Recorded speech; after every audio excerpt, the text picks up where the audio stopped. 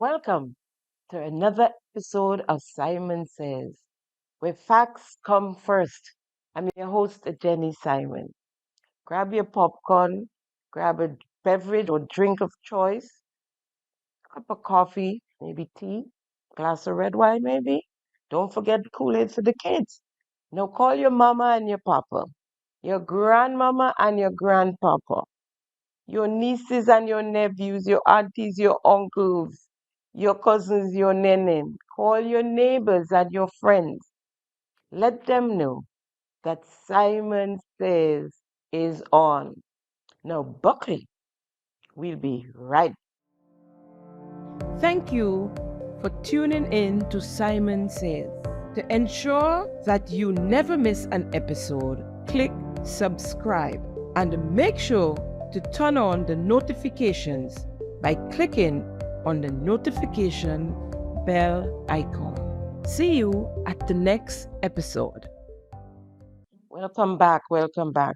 We have a little bit of breaking news. Now, Calco and Namalco, those are two Trinidad construction companies, they have landed on our shores. Landed with General Earth Movers, Alpha Engineering, and Beston, all construction companies out of Trinidad. That's it for our local contractors, subcontractors, masons, carpenters, and laborers. Because these folks are coming with their workers. Grenadians will suffer more unemployment as Trinis take over our construction and service businesses. We already have Reno from St. Lucia that's getting all the big jobs so far, right, lately. And so now we bombarded with the Trinidad section. The new model has landed. New projects for 2026. Roads. We have four packages of new roads renovation repairs that we intend to undertake in 2026, and these are major roads. We are doing so under a design, build, and finance model. So what that means is almost all the contracts I've talked about before, the government has to find the money and pay the contractor in phases to do the work. For the new phases we are looking at here, the contractor has to be able to finance the construction himself or herself. And after the construction is completed, then we pay. And that is why it is called a finance, design, and build model. The contractor has to have the capacity to finance the works. Now, some weeks ago, when I found out that Calco and Namalco were in the lineup to come to Grenada, I did a piece and I showed you some of, what do I call it, corruption, fraudulent acts of these companies, and that they were actually thrown out of Guyana. Well, Calco was fully thrown out of Guyana. Namalco, they're there hanging by a thin thread. They can't operate as contracting firm, but there are firms over there that hire them inside of that. So that's okay for now. In Trinidad and Tobago, both Calco and Namalco are banned from working for the government of Trinidad and Tobago. If a private firm or individual or company wants to hire them, then it's all up to them and it's at their own risk. So they're happy to come through to Grenada. Them and their fraudulent acts, their fraudulent behaviors, together with their asphalt plant, container offices, containers of equipment, have all landed on our shores. The Prime Minister and Minister for Infrastructure are bringing in these guys because time is running out on him and his administration, and they have no money. They are broke, can't pay the contractors that they now owe here in Grenada, who they owe millions of dollars. They owe them so much money, and the suppliers and everybody. So now the trick is to finance, design, build, and maintain.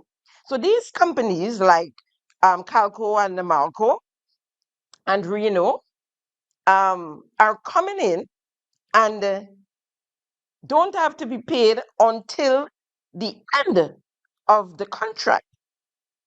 Whatever the lump sum they charge us, or so they say. Whatever it is, it's our taxpayers' money, our scarce resources that are being spent. Now, calling on the opposition to pay attention, deal with this, because it's you that will be left holding the shitty end of the stick at the end of the day. Deacon Mitchell and his cabal will not be around when the shit hit the fan. I can bet on that. The Prime Minister, Deacon Mitchell, and the Minister for Infrastructure, in his post-cabinet briefing a few weeks ago, listed dozens of projects, most of them to begin in the first quarter of 2026, some of them to even begin and end in the first quarter of 2026.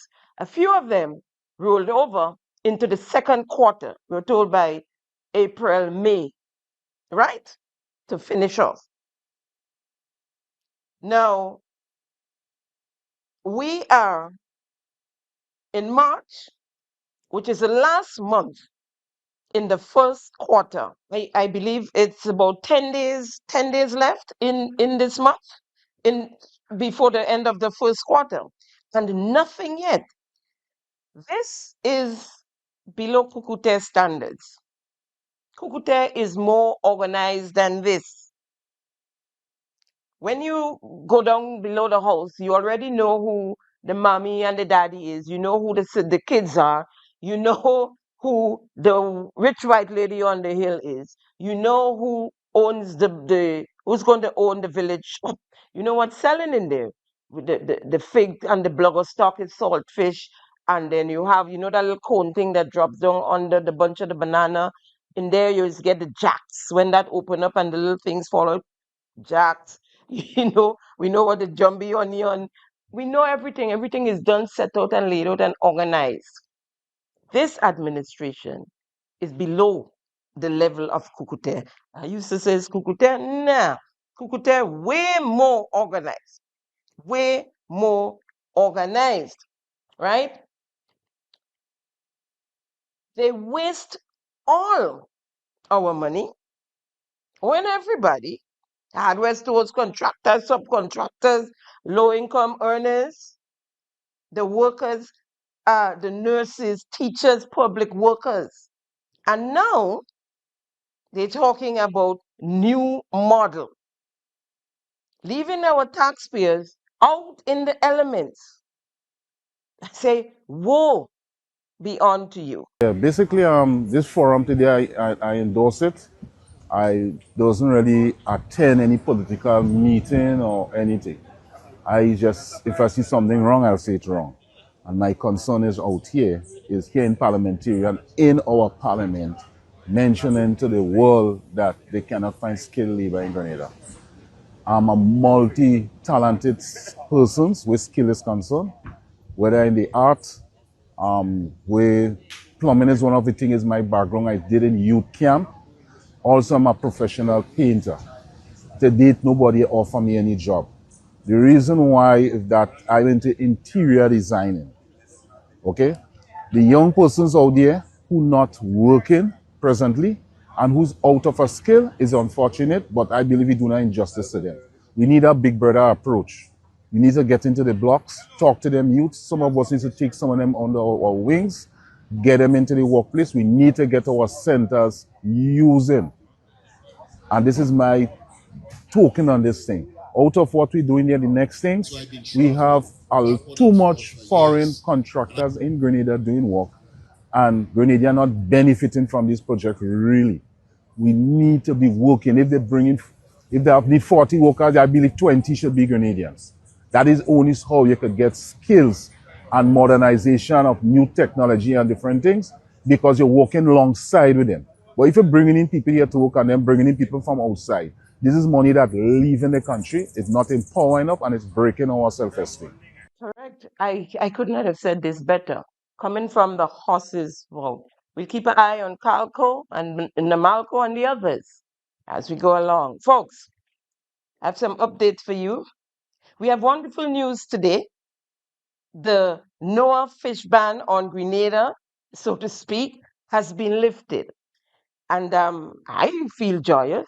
I hope you all are, and I believe you all are, that this ban has been lifted. And so Grenada can now again ship fish, our yellow tuna, to the United States of America. Let us hear from the Minister of Fisheries, Lennox Andrew. But as a government, we have to follow certain protocols to ensure good relations with our international partners. And therefore, before we can make any official announcement, we had to ensure that the notice is first published in the U.S. Federal Register, and that Grenada would have received the official advice from NOAA. And that official advice was dated March 13, 2026. So this morning I am joined by our Permanent Secretary, Mr. Isaac Bagwan, our Chief Fisheries Officer, Mr. Nigel Gibbs, Mr. Justin Rennie, our Technical Specialist, Ambassador Jerry Eno, Advisor to the Ministry of the Blue Economy. We also have with us Mr. Hoyt Oliver, who is the head of the Longlines Association, and Mr. Ricardo Benjamin, who is a member of the Longlines Association. There are other members of the fishing industry. We have other staff with us of the Blue Economy. I want to begin by referring specifically to the letter received sent to the then Permanent Secretary, Javan Williams of the Blue Economy. And that letter, as I said, was dated March 13th, 2026. And I want to read the letter. I should say most of it, for the benefit of openness. He went on to thank the persons responsible. And that lifting of the prohibition remains in effect until December 31, 2029.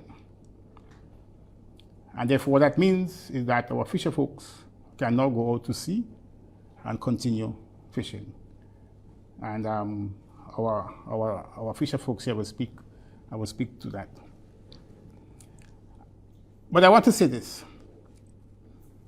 Achieving this goal was no easy task. It required action with alacrity to set up a task force with specific remits and to collaborate with a number of people and institutions on a constant basis, as well as monitoring and reporting to Cabinet on developments with NOAA. And so in this regard, I must express thanks to the following people and institutions who would have worked with us during this special period. And I want to begin with Ms. Karen B. Sullivan, who is in charge of affairs from the U.S. Embassy in Barbados, and Ms. Cindy Dios, Principal Officer of the Interest Section here in Grenada. They both came to Grenada. In fact, Ms. Karen flew from Barbados to Grenada to meet with the task force team and express support, and in fact, they made direct contact with NOAA on our behalf. All members of our task force, and the task force was of course approved by the Cabinet. The task force was headed by our PS, then PS Javan Williams, including Dr. Stephen Fletcher, Mr. Justin Rennie, the PS in Foreign Affairs, Ms. Patricia Clark, Mr. Crofton Stroll, Nigel Gibbs, and we had two fishermen as well, Mervyn Oliver and Roger Spann. They too were also members of the task force, and we have to express our thanks to them. The staff of the Ministry of Legal Affairs, who assisted us here with the legislation and of course the regulation. Ambassador Tali Francis, who is our representative at the United Nations, played an important part. as well. He was in constant contact with NOAA, and we express our thanks to him. At the regional level, Dr. Didicus Jules of the OECS Economic Affairs Commission, he also assisted. We had a Grenadian lawyer who is based in the UK, Ms. Dawn Dikoto. She came down to Grenada and worked with us, with our staff in the Blue Economy. She came to help us with the legislation and, of course, very importantly, the regulations, and we have to thank her for that. We also have received assistance from the staff of the Food and Agriculture Organization, FAO, of the UN, and they have assisted us with the drafting of the legislation, and they are still doing so. But I want to make specific reference to the staff of the Blue Economy. The staff of the Blue Economy. And I want to refer to the 3 staff members who actually spent days doing the reapplication and submitting the reapplication on NOAA portal. And I'm saying that because if that reapplication wasn't done properly, we could not have achieved that success. And we have to commend, therefore, Mr. Justin Rennie, Crafton Stroud, and Ms. Tabia Paul. They spent continuous days answering many questions, and I had a chance to look at some of the questions, detailed questions. So it was very meticulous. Good. And we have to commend them for that. Excellent work, quality staff. So I have to commend you all very, very much for that, indeed. The second important point from the letter comes down to the penultimate paragraph of the letter. And I want to read it again because it's important. First of all, it says that the findings are valid through December 31, 2029. Good. But it also said that during this period, NOAA fisheries may reconsider and may terminate. A comparability finding. I do commend and congratulate all who is responsible for us to be where we are today, meaning the lifting of the fish ban. I see it as something to celebrate. But don't you find our minister was very gloomy? I mean, he should have been doing cartwheels. We follow. Now, the minister also spoke at the cabinet briefing about the increase in our fuel prices, a significant increase, I might add. Inform the nation, therefore, that as of today, the gasoline new price is going to be $15.18 from $13.93, which is $1.25 increase. Diesel has increased by $1.76, so the new price is now $16.11 per gallon, and so too is kerosene, which has increased by $2.65, so its new price as of today is now $13.10. As regards the cooking gas for Grenada, the 20-pound cylinder remains at $40, and I'll speak a little bit more about that.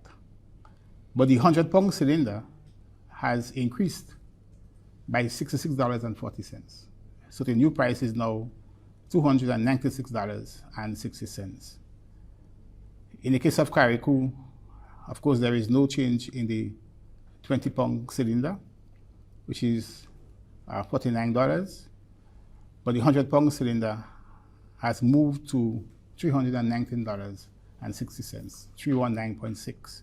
Again, an increase of $66.40. We are monitoring the situation very closely indeed.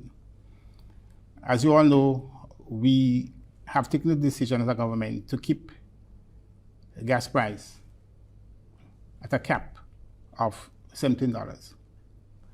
And that if the price were to go above that level, we would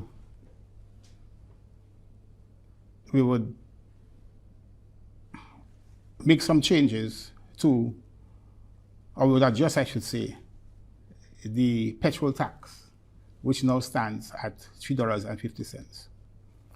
But I want to say this to you. These are all export or input influence prices. Since the war began, gasoline has increased by 22%, diesel by 40%, kerosene by 50%, and the LPG by 74%. All right? So we will keep, and our intention is to always keep our price at $17 per gallon. And any adjustment would mean that we'll have to lower the petrol tax. And the petrol tax is presently $3.50. So if the price were to go up above 70, we will reduce it so as to keep it at that level. I want to make the point that government will continue to subsidize the 20-pound cylinder LPG cooking gas as a means of protecting our household consumers. But it must be said that the actual market price of a 20-pound cylinder is really $60.39. $60.39. But we still keep it at 40, which means that we are in fact, as a government, we are in fact paying the suppliers. We're still monitoring. Tell me what they're monitoring. If you look on your screen, you'll see a copy of the new prices, so you can go through it yourself and see what affects you. And no, sir, we're not aware that it's $17. The cap is on $17 now. What we are aware of is that it was $15. Your administration when your administration came into office, it was $15. So we are now paying $2 more on fuel, on the gas. $2 more before you decide you're going to keep it, right? The 20-pound cylinder, that has been like that for decades. Or should I say for a decade or more? Just a little over a decade, right? You have nothing to do with that. Nothing. This administration has nothing to do with that. So lean off. Lean off. Because I see where you're headed. But I have a bother, folks. I have a bother. My concern is for the citizens using the 100-pound cylinders. Aren't these persons taxpayers of this country as well? Some persons use them for convenience. But you don't have to go to the shop every so often to purchase the 20-pound cylinder, right? And so it's not about being rich, but the rich are also locals who are paying taxes, and in a lot of cases, much more taxes than the ordinary man. And there are those who are not paying at all, right? So why is this price for the 200-pound cylinder allowed to climb and climb and climb, and there seems to be no end? We're not hearing about a cap.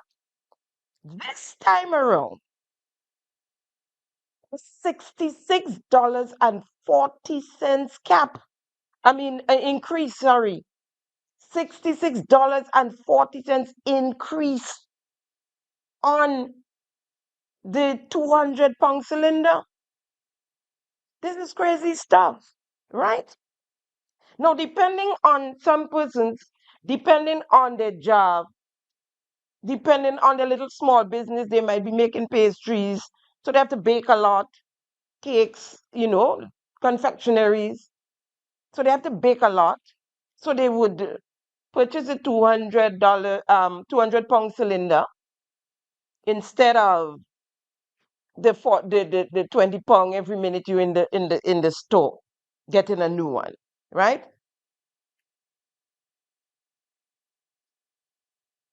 These people, I mean, look at it here. In Grenada, The 200-pound went up from $230.20 to $296. In Carriacou, from $253.20 to $319.60 per tube. $66.40 increase, both in Grenada and Carriacou. So what are we going to do for these people? There are those who I've spoken to that are already considering to get rid of the 200-pound cylinder and, as they say, ban their belly and use the 20-pound cylinders. Are we going to leave the price of the 100-pound cylinder to climb without capping it? As for gasoline, the previous administration, as I said, had a $15 cap on there. This Deacon Mitchell-led administration removed it when they took office and brought it to $17, while they gave themselves a transportation allowance of $2,000 immediately on taking office. Folks, with the wars out there, we are heading into a crisis. And if this Deacon Mitchell-led administration cannot perform in good times, can you imagine what bad times will bring? And to add insult to injury, they are operating in a deficit. Second year budget, or deficit budget, should I say, and they projected that it will continue for the next 2 budgets. It's in their financial statement, in their budget document. I didn't say it. They said it. You see, the minister starts speaking about the amount the government are losing in revenue on the 20-pound cylinder. You better start praying and keep your 10 fingers and your 10 toes crossed. Because you and I know they are broke and that every penny counts. There's saying that they're losing $20 and cents already in revenue on the 20-pound cylinder. And I on that. But something had me a bit baffled throughout this post-cabinet briefing. In my mind, as I said, this should have been a moment of happiness, some form of celebration. But for some reason, it seemed a bit sorrowful. Even the press secretary, who's always bubbly and grinning with side jokes, was noticeably dejected. And I would even go as far as saying gloomy. I'll show you a little clip of her so you can see for yourself what I'm talking about. To this press conference. I want to welcome in the space members of the fishing community and of course Honorable Lennox Andrews, Minister for the Blue Economy, Permanent Secretary in the Blue Economy, P.S. Isaac Bagwan, Mr. Jerry Eno, Special Envoy for the Blue Economy and Marine Affairs, Mr. Nigel Gibbs, Chief Fisheries Officer, Mr. Hoyt Oliver, and Mr. Ricardo Benjamin. Now, this is what she looked like throughout the entire post-cabinet briefing. But I can tell you why. They looked all gloomy. This administration is wearing a monkey pants and tight shoes. You know what it is to wear tight shoes. You can't smile. The only thing that might happen, tears might come out of your eyes and you can't even stop it when you're wearing tight shoes.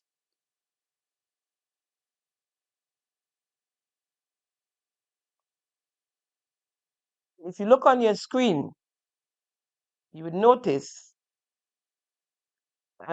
notice of Why, in my mind, I believe they were all saddened? Because on Wednesday morning, the same morning of the press conference, we learned of the US visa bond, or should I say, the 15,000 USD US visa bond.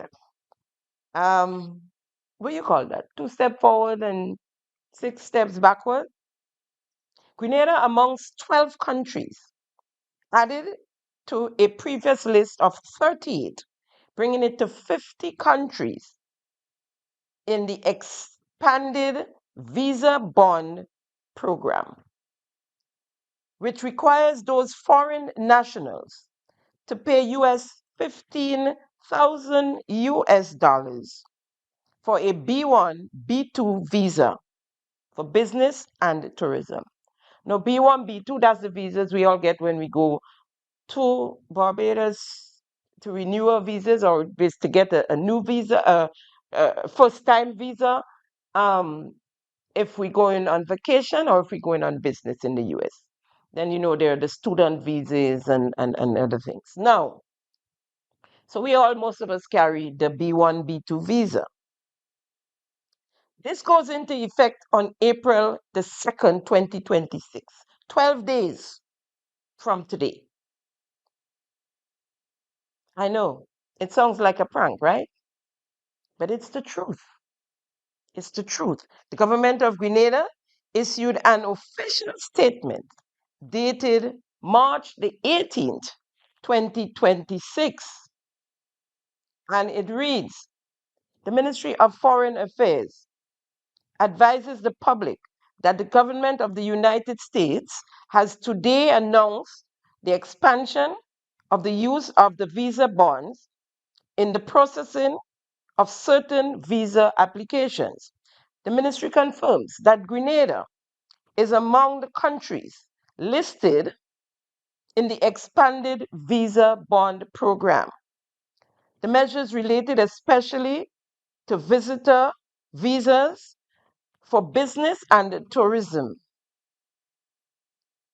B1, B2 category, and provides for the possible requirement of the bond ranging from 5,000 USD to 15,000 USD in individual cases as determined during the visa interview process. The ministry further notes that it has been advised by the United States authority that the application of any such bond is assessed on a case-by-case basis and is not automatically applied to all applicants. The government of Grenada is actively engaging with its United States counterparts to ensure that the interests of Grenadian nationals are fully understood and appropriately reflected in the implementation of this measure. What can they do? Members of the public are encouraged to rely on official information and to ensure full compliance with the conditions of any visa issue. Do we have a choice? Do we have a choice, really? I mean, if you're going to apply for a visa, whether it's a new visa or to renew, what it is clear, because if they're picking randomly, if you want to say that, right? We don't know who they're picking or not picking. So if once you're applying for a visa, you have to have in reserve 15,000 US dollars, because you might just be one of the ones. Imagine when you're going, let's say, on a holiday, you're going on vacation. You might have a little 200, 300, 500. Some people might have a little $1,000. I'm not talking about the ordinary man here, right? You have that there squeezing, pinching a dollar, right? That's what you travel with. No, you have to have Where you going? Why bother? If you, where you getting the 15,000 US dollars to start with? And I could understand the gloominess and the sadness coming from the persons in high places because it would affect even the wider community than the fishing community with the fish ban. That's almost everybody, including fishermen, the fisher folk who have visas and who travel every now and again on a vacation, or even if it's to probably get a part for their boat or something like that. This one is a big blow for the people of Grenada, Carriacou, and Petit Martinique. And I can understand the gloominess. Let's not forget, there are thousands of CBI Grenadian citizens out there. The ones over the past 3.5 years, all of whom purchased passports without investing. No investment, they just purchased our passports. Some of them, most of them, is yet to touch the soil of Grenada, probably would never touch the soil of Grenada, but are out there carrying our passports. Program started in 2014, and from then to 2022, when the NDC took office, the previous NMP administration sold 7,472 passports. That's 8 years. In 8 years, 7,472 passports. Up to March 2025, this NDC administration sold more than 15,000 passports in less than 3 years. The NDC sold almost twice times the number of passports the NNP sold in 8 years in 3 years. So in 3 years, the NDC sold almost twice times the amount of passports the NNP sold in 8 years. Also, when we have our tourism minister out there saying, come on, just come and purchase passports. The program is open to everybody. Whether you are Chinese, whether you are Russian, whether you are African. The first thing this administration sees is a human being. They ask you, we don't continue to see what blood runs through your veins. So there's African blood, and Chinese blood, and Russian blood. All this time, the UAE and the European Union, sorry, not the UAE, but the European Union, been asking us to stop selling passports to Russia. You hear it? The first thing they see is what? Dollars, right? Dollars. Folks, and if that wasn't bad enough, our prime minister, the head of the country's executive, and the one doing the signing of these certificates for citizenship, boasted of the use of technology, which he's a huge fan of. And by that, he's saying he can sign 150 citizenship certificates by the click of a button without going through the certificates one by one. He can be in the clouds while he's signing 150 certificates that he has never seen. How about that? Access to internet means I can work anywhere. I can sign documents from anywhere. I can sign on my phone, I can sign on my laptop, I don't have to be sitting. I can sign while driving in a vehicle, I can sign while sitting at a restaurant, I can sign while at home, and it's made a tremendous difference, particularly to a lot of the administrative type work that you have to do, signing of documents and so on. So that means I'm a lot more efficient, a lot more responsive. And definitely it means I actually am probably more productive than I would have ever been if we didn't have this technology. Because just imagine you have to sign 150 citizenship certificates. In the absence of this document, I'd have to go sit in the office and go through one by one by one by one. With the devices and with the technology, I can click one button, all 150 certificates are signed at the same time, right? So it makes a huge difference towards productivity, but also quality of life, because it means you can get a little more time to spend on other things as well, rather than having to sit in the office to pile through lots of paper. So I'm a huge fan of technology. I encourage people to learn about it. I encourage people to adopt it. And I think the more we do so, is the more productive and efficient we become in Grenada. So you've heard it. These people are out there with our passports, the certificates signed without the Prime Minister even looking. How about our due diligence? All of this gone down the drain.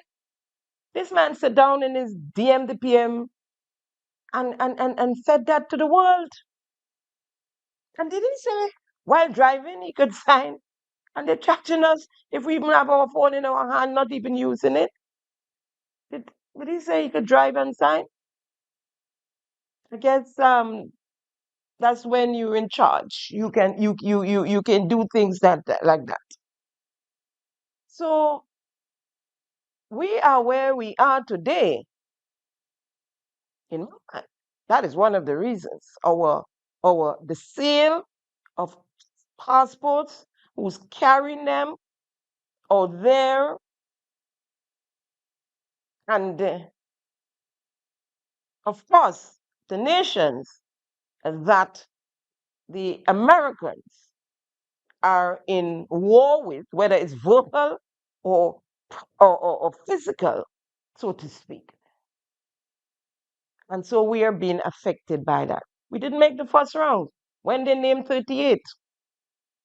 We didn't make the first round, but I guess we boasting of billions we are making, although we don't know where the billions are going. To continue, I have an update on the cement importation, but first I have to make a correction from last week's episode. The country of export, according to the airway bill, is not Africa. It is the United Arab Emirates. The country of origin, according to the AWB, was not Nigeria, not Dangote. Not Nigeria. It originated, the origin is Pakistan. Now let's continue. The importer consignee, however, was spot on. It's Icon Inc. from George Patterson Street, Grenville. That's the address. Grenville, St. Andrew. George Patterson Street, Grenville, St. Andrew. Listed as contact person for that company, the Prime Minister's Chief of Staff, Teddy St. Louis. Teddy St. Louis saved as contact person with the title Managing Director. I got that perfect. The tariff description on the AWB, the airway bill, reads other hydraulic cements. First of all, the duties on hydraulic cements will differ from the duties on construction cements. Of course, it's lower. I leave you guys to Google hydraulic cement. Now, here is where the thing begin to get a little grimy, folks. The first entry made for that shipment was cancelled. And the second entry made, the invoice was 60% less than the invoice in the first entry. 60% less. We were wondering if the Department of Customs and Excise can explain to the people why the first entry was cancelled and why the second entry invoice was 60% less than the first one. That's all we're asking. That's all we're asking. Just for an explanation. Folks, amidst all of this, whatever happened to Integrity in Public Life Act? Is it still applicable? Or did it get thrown out the window together with the FIU department, the Financial Intelligence Unit. You know, when the NDC came in office in 2022, they dismantled the FIU unit, the department that was there with police officers, trained persons who were sent away and trained with our taxpayers' money to do the job. They were removed, and it has been made into a civilian unit with persons who don't know what they're doing or refuse to do the job of the FIU.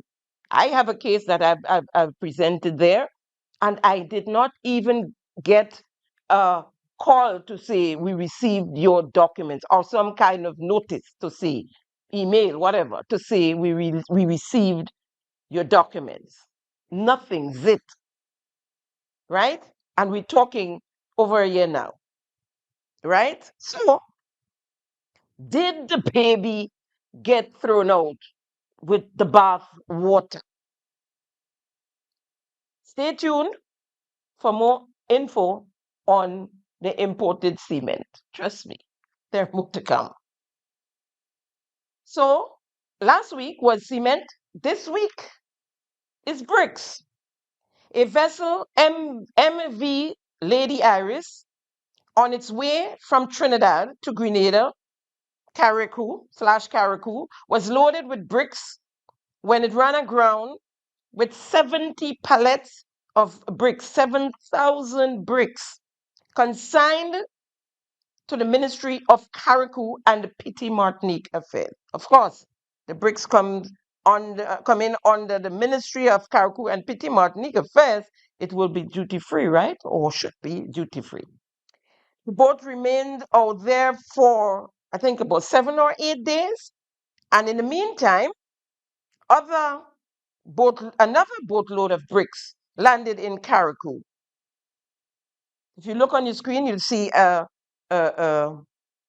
photo of the boat, and you'd also see the video of bricks being thrown out of the boat. You see excavator there. I don't know. It was on the boat. It's a brand new excavator that was coming up on the boat from Trinidad as well. So whilst the boat was out there, I guess it was delaying things, and so another boat, or maybe that other boat was on its way to Carriacou as well with bricks.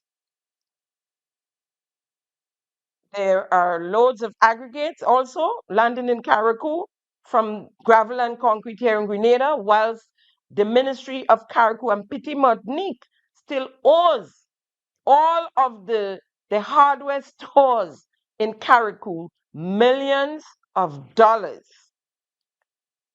But there were monies. First, $118 million to start for the Build Back Better programs, for the burial relief program, so to speak, in Carriacou, right? Among other donations, among other gifts from other countries, other islands, neighboring islands, and friends of Grenada.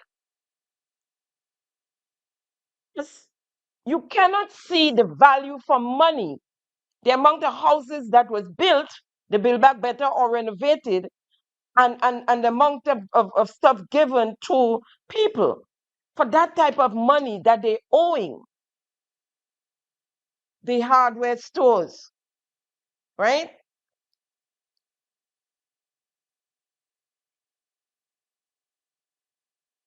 And folks, it seems like the Ministry of Carriacou and Petite Martinique Affairs is about to build some kind of house, not a small house, maybe an apartment building or some mansion.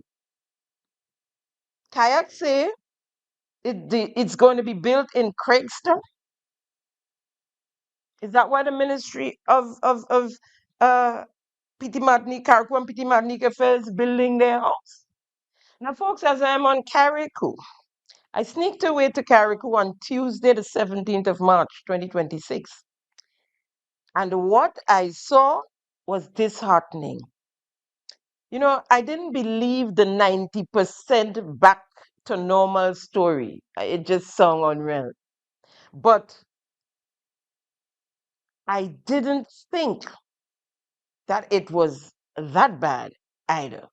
If you look on your screen, you'll see photos of just random houses that I took.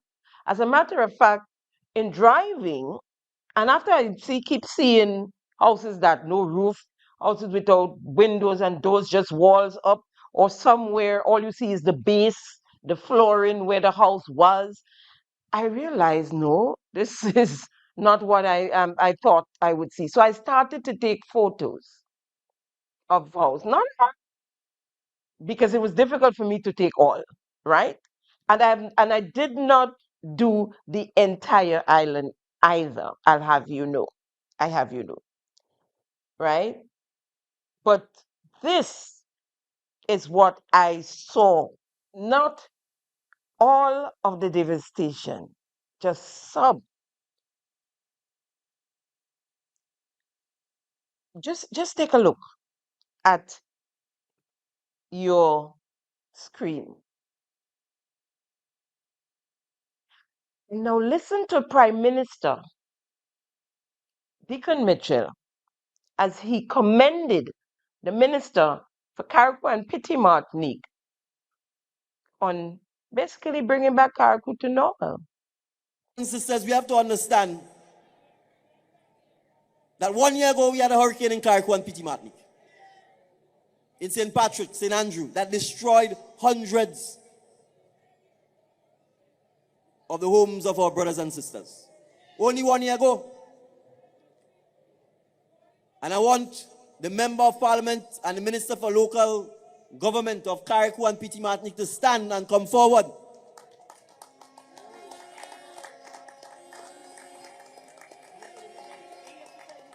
Because I want the people of Carriacou and Petite Martinique to know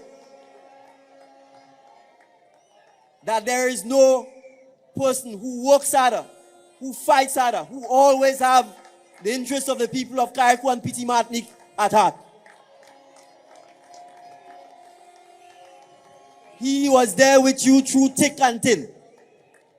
Even when I was begging him to take a break from Carriacou and come down to Grenada, he's like, no, Prime Minister, I can't leave my people. So you see, there's a lot of them who are going to tell you they like Carriacou and they like Petite Martinique. They really want to come to Grand Anse and Lime. They want to live in Grenada. They want to live in Carriacou and Petite Martinique. He's living in Carriacou and Petite Martinique. He works in Carriacou and Petite Martinique. And through thick and thin, he's been with you all the way. And you know the type of leadership you have when things are down and out. When it's tarpaulin over you, or no tarpaulin. When it's hot sun, when it's rain, when there's no water, he's been there. And if you go to Carriacou and Petite Martinique, you would see Carriacou and Petite Martinique is more beautiful than ever before. It's obvious you haven't been to Carriacou and Petite Martinique in a while, Prime Minister, or been on the ground and have spoken to the people, because they would tell you, yes, the minister is in Carriacou, but it's not about the people of Carriacou. It's about him, his family, his in-laws, and his close friends. That's what it's about in Carriacou. Get your facts. What I was told is that the homes that were built back or renovated, put the roofs being put back, that the roofs are replaced and renovated, was done so privately. In other words, the resident paid for whatever renovations they needed or building back that they needed. They paid for it on their own, with their own resources. And in fact, the Minister of Carriacou and Petite Martinique, Stephen Andrews, warned them that the government is not there to build back everybody's home. And those of you who have resources, and he said he knew that you had the money in the bank, those of you should fix your own homes. As Member of Parliament, forget now me as Minister, me as your Member of Parliament and me as a kayak. Let's be real, there are many of us as kayaks, many of you as kayaks who could afford to rebuild your homes. There are many people that could afford to rebuild their homes. Don't ask me, I'm telling you. And yes, you want the government to rebuild your house for you. I find that real unfair. You could afford to rebuild your home. You have the money sitting in the bank to rebuild your house, your home, or to do your roof, and you want the government to do it for you. I mean, this is sad. I mean, wherever we hear that from, we have to do better than that.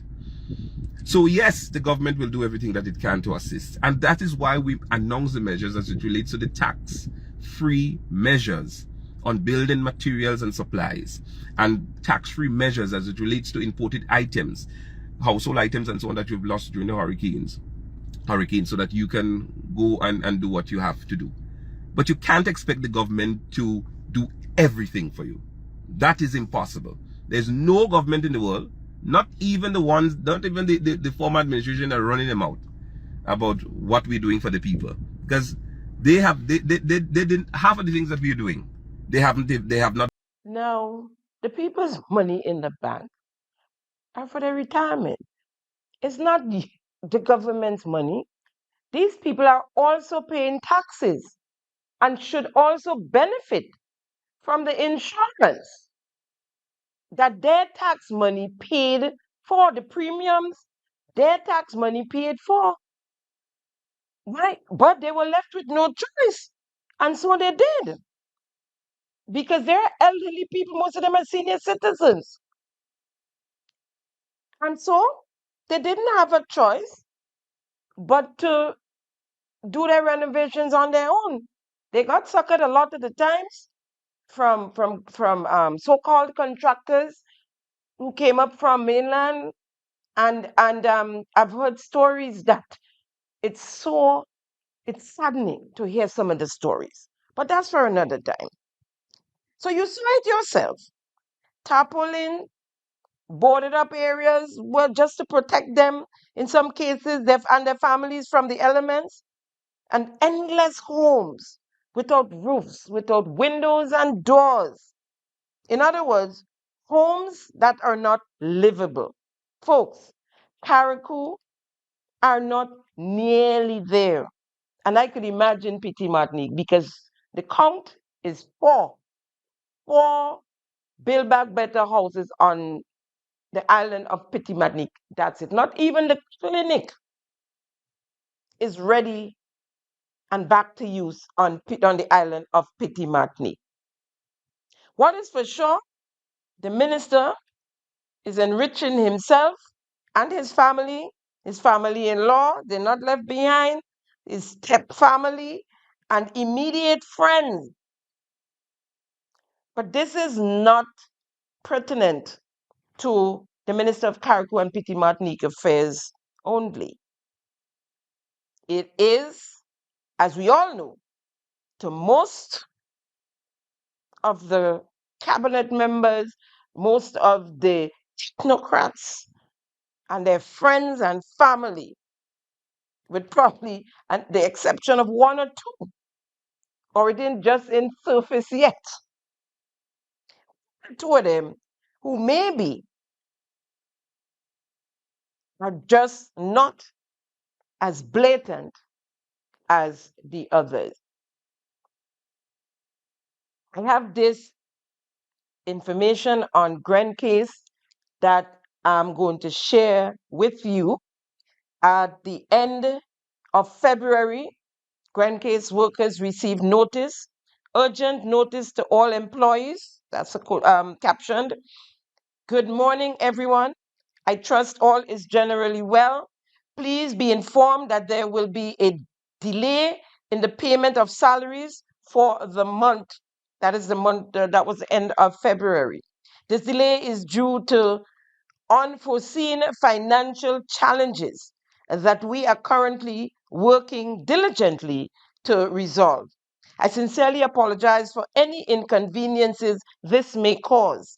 Please be assured that the matter is being treated as a priority, and every effort is being made to ensure that all outstanding salaries will be paid as soon as possible. Your patience understanding, and continued dedication during this time will be greatly appreciated. I will also continue to keep you updated as time progresses. Thank you and God bless you, with a hugging emoji, as if that's supposed to make them feel better. Now, government used to subsidize grant case so they can pay caregivers. Lately, for the past few months, they were unable to meet that commitment, and that is government of Grenada with the subsidy for the grant case workers.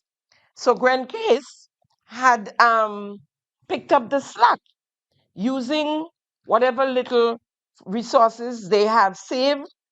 They used it to pay the workers. Now the reserves have run out, and hence the notice they sent out to their workers. As I said, and I keep saying, it's the ordinary man who is suffering from this brokenness that this administration is suffering from. What is the latest on Kawana B? Folks, on March the 16th, 2016, True Blue Developers Limited was incorporated.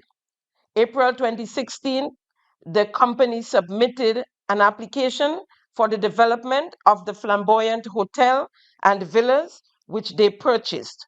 Mitchells and Co. represented.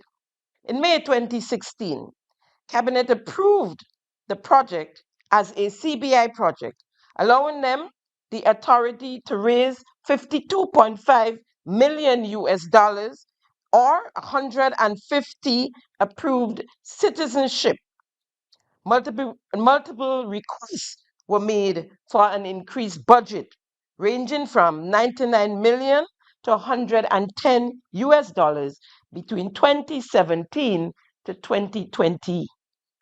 True Blue Development raised $56.1 million in passport sales during the period of request for variations and the investment due to many variations.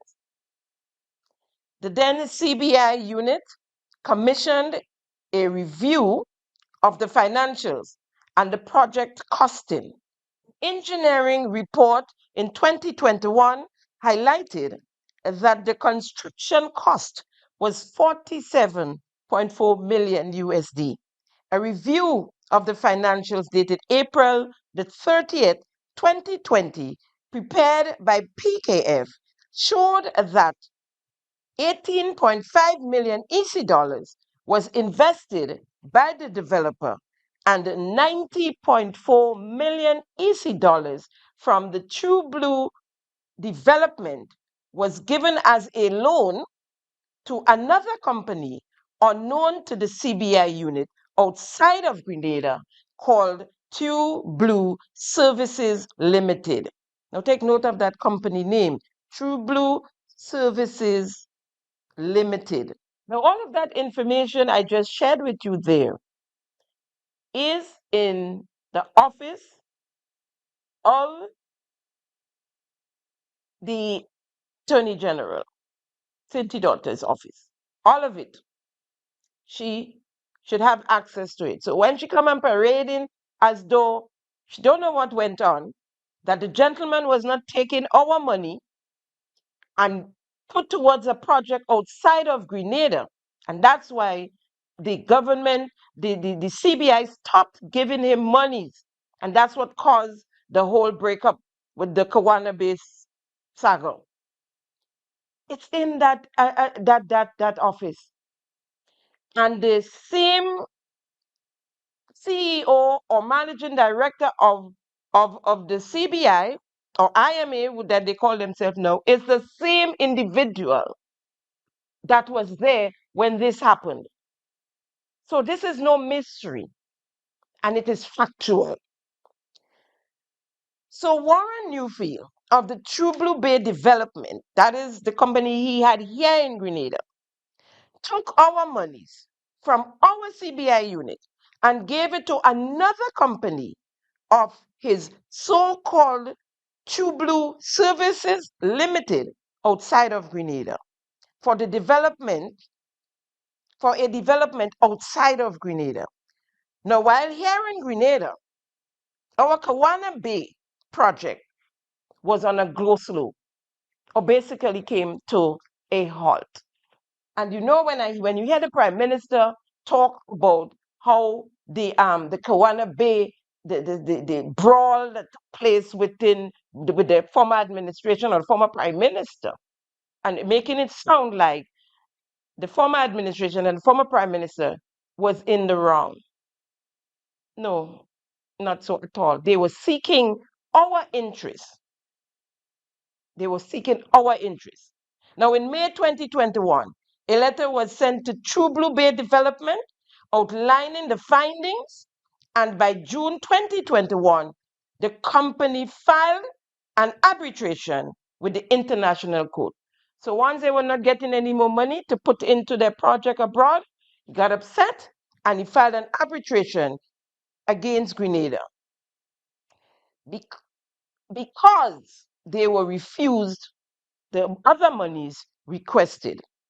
Now, after the 2022 general elections, the Deacon Mitchell-led administration bargained with the developer, Warren Newfield, and agreed to pay him 22 million USD, though his equity was only 18.5 million US dollars. And claiming they saved us millions from the arbitration. Let's hear Cynthia Daughter on that. Just to clarify for the listening public that the state of Grenada was sued for $111 million thereabouts US in the Kawana Bay dispute. And we settled the dispute for 22 million, less than a quarter of what we were sued for. And in the arbitration claim, there was not a claim in relation to the property as such, because the property was still owned by the True Blue developers. So in the settlement, we were able to get the property back for the people of Grenada and settle the arbitration dispute. So that encompassed the 22 million. Just so that people understand, the 22 million just did not only cover the value of the property. It was to settle all of the claims made against the people of Grenada or the state of Grenada that totaled $111 million. So I would say that was a good deal for us. You would say it was a good deal for us, but was it?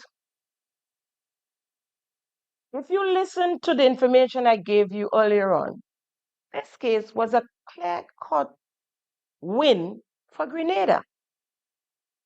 But something's not settling well with me on this whole deal. Warren Newfield was suing the people of Grenada for $111 million US dollars. And he was able to cut a deal with Deacon Mitchell-led administration for 22 million US dollars, including the land, the property. To make that make sense. So it's always, he knew that he couldn't win that case. So give me what you can give me, let me run. And that's what he did. He got more than he would have got it with the case, or even than his equity, which I told you was $18.5 million. And they gave him 22 and left us with the bag to still pay the investors. They didn't cut that deal with him as well, right? Out of 86 million US dollars, he forfeited. He loved Grenada that much. He forfeited 86 million US dollars. Plus, we the people, we got back the property and we had to pay the investors. Does that sound like someone who was confident of winning an arbitration that he filed? Now, no development happened post the time of the financials. The applicants who were approved for the 56 million US dollars, that's in the investors on the passport sales, were not a part of the Warren Newfield deal, and they therefore have to be compensated separately. Prime Minister Deacon Mitchell made it clear that the government of Grenada has to pay the investors, some 214 of them. Here's Prime Minister as he sought to explain that part of it. I'm confused there again with your response, Prime Minister. The investors, the smaller investors, not the developers, the investors who got passports in exchange for the investments that they made under the Citizenship by Investment program, are they exiting, are they being compensated and exiting the project as well? Are we getting this project totally and fully without any of the previous, the developer, the investors, everybody's out? Yes, the simple answer is yes. When you acquire the property, you're acquiring the interest of anyone who has a property interest, and that would have included any of the investors who would have been granted a condominium interest in the property. So they are being reimbursed the money they paid for the passport. It doesn't work that way. So explain it to me, please. It's a property acquisition. Whatever money you made from an investment point of view is a risk that someone takes. If you, as a result of your investment, that's a matter between you and the developer. As a result of your investment, the developer would have contracted and would have deeded you a condominium interest or a unit interest in the property. Then the acquisition would have acquired that. That's a property interest. And if any compensation is to be paid, it would be in relation to the property interest. But just like any other investment, if you take an investment, let's put it this way: whether or not the government acquired the property, anyone who had up to our acquisition invested in that property, what would they have had? An interest in a abandoned, closed down site. We can do an assessment of whether that's an investment or a loss. But essentially, what we've acquired as a property, and anyone who has an interest in the property would have an opportunity to present any claims for evaluation of their interest in the property and to be compensated accordingly. The question should be, are we going to get back our passports after we pay them off for their investment, or pay them back their monies that they invested? Should be the question. Do they get to keep our passports? Or are we going to get back these 214 passports that are out there? But you heard the Prime Minister, and what he's saying is that we have to pay back the investors their money. But Cindy Daughter, sitting next to the Prime Minister while he explained that, came back and reiterated that all we have to pay was the $22 million that we got a break from the $111 we were being sued for, right?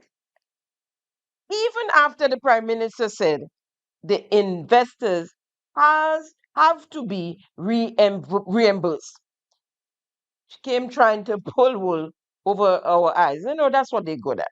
The 22 million USD was only for the developer, Warren Newfield, and he rode off into the sunset with our monies that this administration basically gave to him. Here's Prime Minister Deacon Mitchell on Kawana Bay. I come lastly to the Kawana Bay site.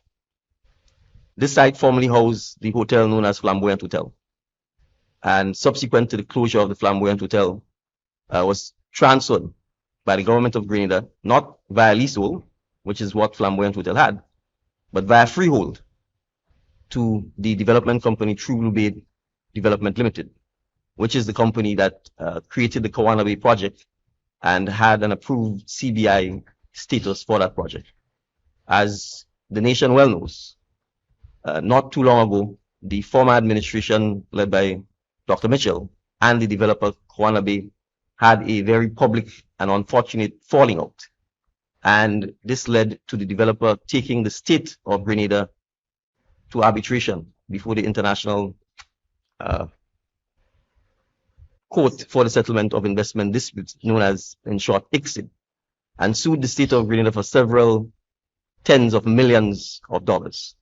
And the site became a white elephant. The construction ceased. The site was closed down and it has sat there for the last 2 years or more. Upon assuming office, the government took the decision that we could not simply allow perhaps what is one of the most spectacular sites on Grandlands Beach, and certainly the most spectacular view, to become a white elephant dominating the landscape at that end of Grandlands Beach, Munn Ridge area. And so for a protracted period of time, the government, first led by a cabinet-approved committee, and I want to stop here and signal our gratitude to that committee. The committee was led by Mr. Richard Duncan, and it included Ms. Leslie Ann Sion, Mr. Hassan Hadid, and Mr. Henry Joseph. They led the negotiations initially to try and see how this matter could be resolved. And I want to thank them for the time and effort that they put into this matter, because although it was not resolved under their watch, specifically, they certainly contributed significantly towards advancing the matter. In summary, the government made the decision to acquire the site so that we could, in fact, put ourselves in a position to have fresh negotiations with a new developer so that this project could, in fact, be completed successfully, so that construction could resume, so that several hundreds of Grenadians who were once working on the site and who became unemployed as a result of the construction site closing could look forward to resumption of work on the site, to resumption of employment, and ultimately to a hotel actually being completed on the site. So the government has acquired the site. It has acquired the site at a cost of $22 million US.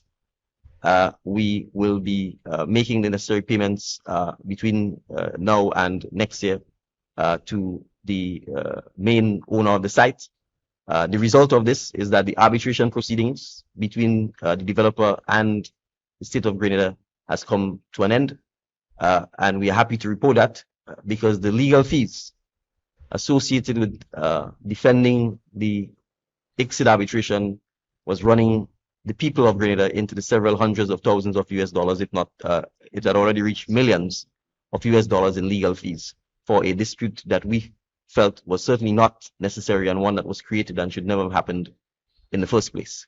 Having acquired the site, the government is currently engaged in significant and advanced discussions with potential developers over their taking over the site to resume construction. At this stage, we have not yet concluded a definitive deal, but we feel quite optimistic that we would be in a position to come back shortly to announce the conclusion of this definitive deal. A dispute that should not have happened in the first place? So are you saying, Prime Minister, that the former administration should have continued to give the developer our CBI monies towards his project outside of Grenada, whilst our CBI project here on island, Kawanabe, was on halt? Is that what you're saying?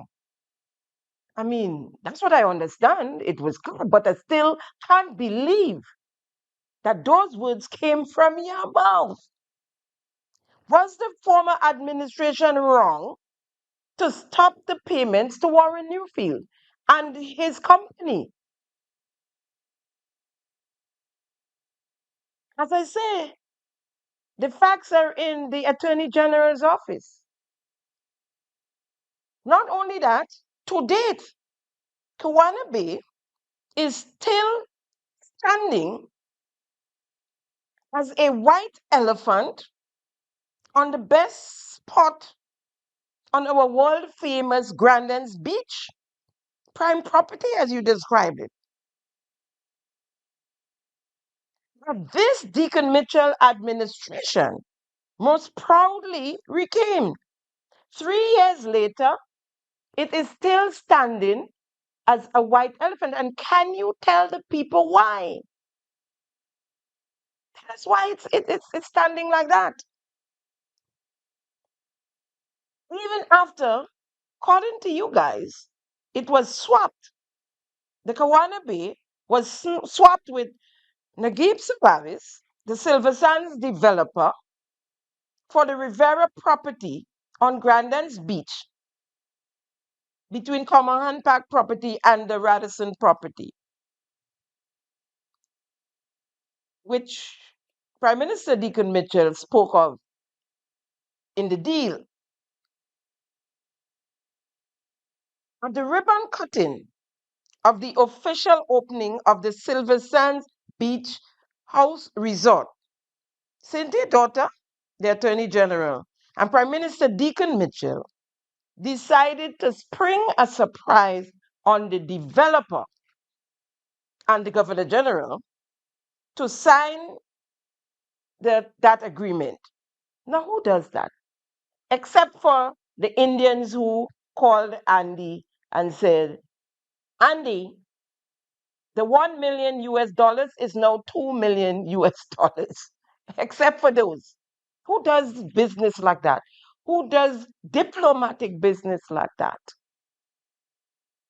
Let's hear, or let's see what took place at that ribbon cutting event. The lease for the Kawana Bay and the surrender of the Rivera sites on Grandins Beach were signed by the Governor General of Grenada, Dame Cecile Lagrenade, and investor Naguib Sawiris. The signing was labeled as symbolic as it underscores government's dedication to responsible land use and community engagement. The agreement was sealed during a ribbon-cutting ceremony on Monday for the commissioning of Silver Sands Beach House in Point Saline. Prime Minister Honorable Deacon Mitchell believes partnerships are an important part of nation building. Sometimes, and I will say so openly, we could be a little hesitant to be welcoming to foreign direct investors and to persons who visit Grenada and find Grenada a wonderful place that they wish to do business with, oftentimes because of the warmth and friendliness of our Grenadian people. So it's important for both of us, those of us who are here and those who wish to come here, that we understand each other, that we interact with each other, and that we build a culture of partnership, not a culture of xenophobia or them against us. We are not going to work if we are not partners and if we are not speaking with each other to ensure that we are on the same page and that we find mature ways to settle disagreements which will happen from time to time or differences of perspectives. I think the fact that we're here successful in record time is an indication that the people of Grenada, not just the government of Grenada, find Naguib and his team a wonderful partner. The government of Grenada and a group of U.S. investors that had been working through True Blue Development to build the Kawana Bay Resort near world-famous Grandins Beach jointly announced the resolution of a dispute that had been under arbitration since 2021 before the World Bank's International Center for Settlement of Investment Disputes. Following a short period of study and design, the Silver Sands team will restart construction at the Kawana Bay site to complete a 5-star resort. Owner of the Silver Sands Hotel is Naguib Sawiris. In the first hotel in Silver Sands, there was no CBI. I invested $180 million from my own money, no bank, no loans, no CBI, and built this hotel because my point was that we need to attract people to Grenada, and they need to know that they can come to a beautiful hotel, and that all these beautiful hotels are not just in Barbados or St. Bart, but also on this beautiful island that deserves these hotels because its people are one of a kind. I tell you, I mean, the highlight of my day is always my 7 o'clock walk on the beach when I see the local people here and how, and their daily gatherings in the water, in 5 and 6 groups, peaceful and friendly, you know. So I hope that God will bless me for doing all that. And part of the deal for the Kawana Bay site was the surrender of the Rivera site, which sits adjacent to the Common Park on Grandins Beach. The expanded public park will be declared National Heroes Park in recognition of past and present heroes. Reporting for MTV News, I am Akila Aberdeen. The now infamous Saltfish Park that was supposed to be our Heroes Park. Now look uncomfortable they both were, meaning Naguib Sawiris and the Governor General. Look, if you just pay attention, who does that? And therefore, the question remains, why is Kawana Bay still standing on the hill like a white elephant?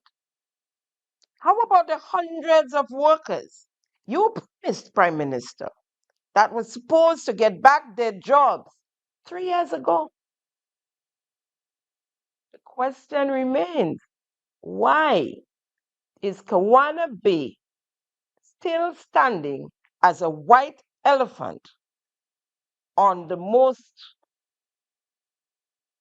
famous, most popular, or the best spot as well, on the most popular Grand Anse Beach? On Tuesday, the 30th of September 2025, Prime Minister Deacon Mitchell, on his podcast, DMs the PM, in answer to a question on the Kawana Bay investors, had this to say. In light of unresolved investor concerns regarding Kawana Bay, will the government consider compensating affected individuals under the contribution option of the CBI program, even without registered deeds? Well, I can't answer the question in a definitive yes or no manner. What I can point out is that currently there is a process by which anyone who claims, any investor who claims or alleges that he's due compensation as a result of the acquisition of the property by the government to follow a particular process. There's a portal, your claims are lodged either by you or your legal attorney, and then the matter is being treated with by the Attorney General and her office. Cabinet has given instructions to pursue settlement for persons who do in fact have a registered title, so that we can hopefully come to agreement on compensation and pay those. It's a lot different for persons who did not have a title, because all we did was to acquire the land, right? The nature of investment is that it always comes with some risk. I don't know that if it's guaranteed, then it can't be an investment. That's true. So basically, the investment comes with some risk. As you would appreciate, when this government got into office, the site was closed. There was a huge arbitration proceedings between the developer and the government, and nothing was happening. I don't think investors in those circumstances could realistically have expected that anything was going to happen in terms of the project or the investment. What we've sought to do by acquiring the site is really to find a way to move the project forward. And as we said, for persons who have registered title, we are in the process of treating with their claims. We're hoping that we can have negotiated settlements on those issues. For those who did not have registered title, or title for that matter, then it means from a legal perspective, you're not an actual owner that the government has, whose title the government has taken. So I think obviously we'll have to deal with stage one first, which is the registered owners, and thereafter perhaps on further discussions, further determination as to whether or not persons who don't have title would be eligible for compensation. So in other words, the Prime Minister is telling us that they are now in the process of compensating the 214 investors that is outside of the 22 million US dollars that Cindy Daughter tried to pull wool over our eyes, telling us that is all it cost us, 22 million US dollars. Now, all the investors in the Kawana Bay project had an agreement with the developer, and they also had title deeds because they were purchasing property and not shares. So the talk about who have title deeds and who ain't have is a red herring, because they all have to get compensated, all 214 of them, because that was the nature of the agreement our beloved Prime Minister made with Newfield. That was the agreement made with Newfield. Give him our 22 million US dollars and set him free. And we have to pay off his investors. The Prime Minister just confirmed that we are paying the investors, and it's going to cost us more than the 22 million US dollars we gave the developer. So in other words, we again left holding the shitty end of the stick. So the 22 million US dollars we gave to the Jew man, Mr. Warren Newfield, Prime Minister, was that a kickback? Asking for the people. For the 10-year period of 2015 to March 31st, 2025, Grenada, according to the European Commission, the 8th report on the visa supervision mechanisms, gained 22,784 new citizens through the Citizen by Investment Program. For the period 2015 to 2023, there were 16,086 approved citizens. For 2024, it was 5,180, and for up to March 31st, 2025, the total was 1,518. Most of that 22,784 new citizens were sold passports in the last 3 years. The program started in 2014. From then to 2022, June of 2022, in 8 years, NNP sold 7,472 passports, and NDC sold the rest in 3 years. Let me give them the half, 3.5 years, more than twice the amount the NNP sold in 8 years. The data that was up to March that we have here on island was up to March.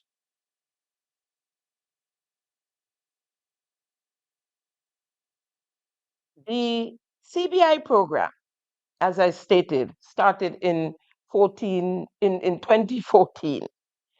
And the then opposition party, the NDC, with Cinti Daughter as the PRO of the party then, had demands that she made on the former administration, the then NNP administration, on what should happen with the CBI program. No country can run a proper CBI program if the officials around it are corrupt. NDC therefore demands that there must be substantial changes to the CBI law now.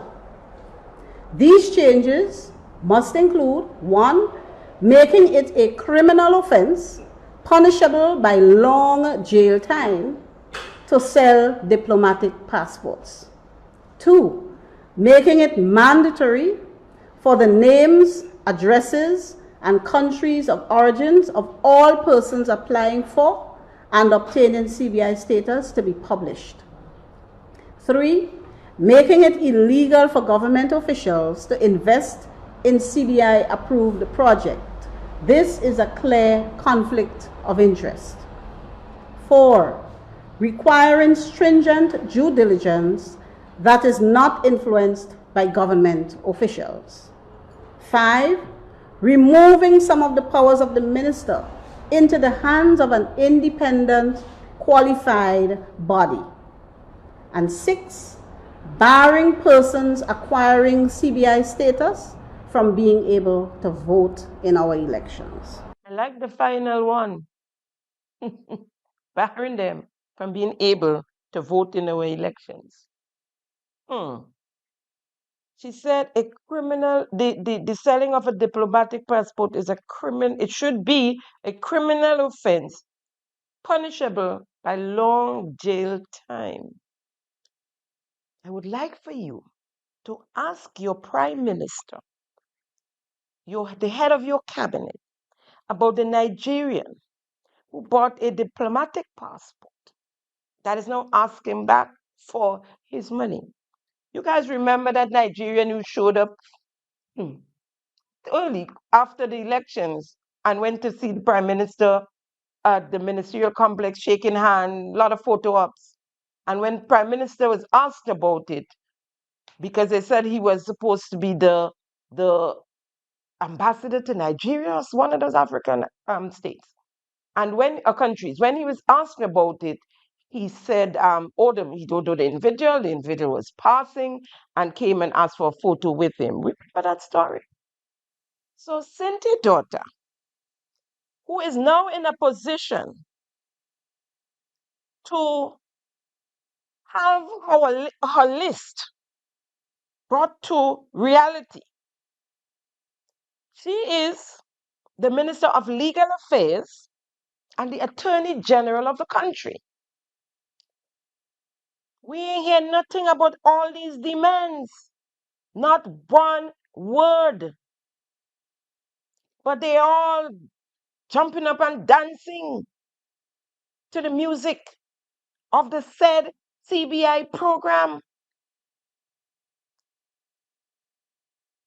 Where's the leader, the then leader of the NDC, Vinazim Book, called for a complete shutdown of the NNP CBI program.